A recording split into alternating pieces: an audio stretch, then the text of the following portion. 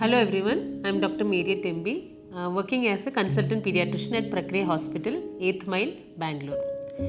Uh, to talk about my experience being a doctor on Doctor's Day, I am really proud to tell Dr. B.C. Roy's birth and death anniversary is commemorated as the National Doctor's Day on July 1st.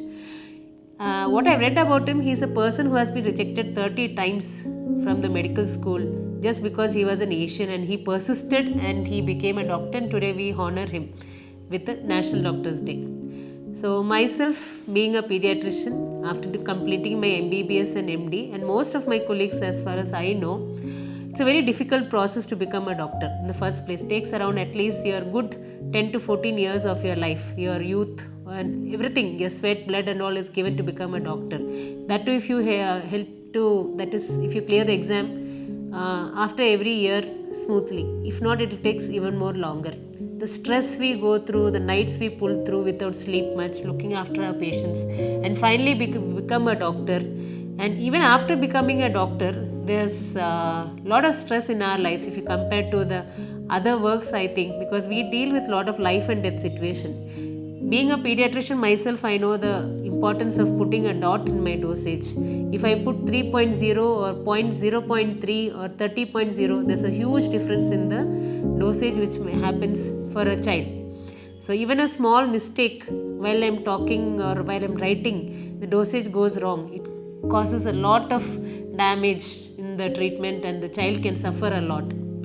So one thing I want to tell to my parents who are listening here, please do not take medicines from a medical store. The most of the pharmacists or the medical shop owners, none of them know the dosages very well. After studying for almost 12-13 years, I'm sitting here and writing this. And a person who sits in the pharmacy has opened 3-4 months back, he will not be knowing the correct dosage. Even small dosage differences can cause liver damage, brain damage, even damage to heart in a child. So children's dosages especially, it's always better to go to a pediatrician for consultation, and please follow the instructions as said. So self-medication is a major problem in patients these days. Most of the parents tend to do online research and go to a local medical shop and do that. Then coming to the tiring part, after becoming a doctor, most of us sacrifice our day-to-day lives or holidays, our sleep. Patients call it middle of the night, they call early morning, they call easily, multiple calls on Sundays and holidays. Even during lunchtime, patient comes for consultation. They never think twice before coming to a doctor. Whereas me as a doctor, if I go to a bank, I make sure that I don't go between the time 1 to 3 because I know they would have gone for lunch.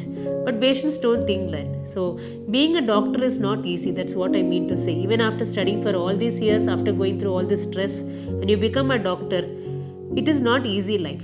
So we have sacrificed so much of our youth and energy and we have become a doctor.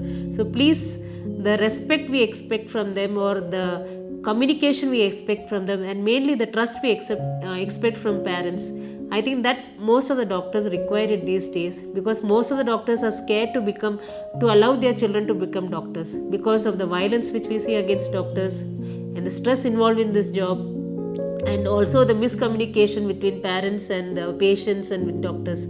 So most of them are scared to continue as doctors. I know many people who are left being an ICU doctor and going on to general OPD practice just because of the stress involved in looking after a child in the ICU. So I would request all the viewers who are watching this, please trust your doctor. Do not follow internet. Do not become a net doctor. Trust what he says and follow the medicines as advised. I also would like to thank the Department of Journalism, Soundarya Institutions, for giving me this opportunity and to arrange this talk. Thank you a lot, and I wish them all the best.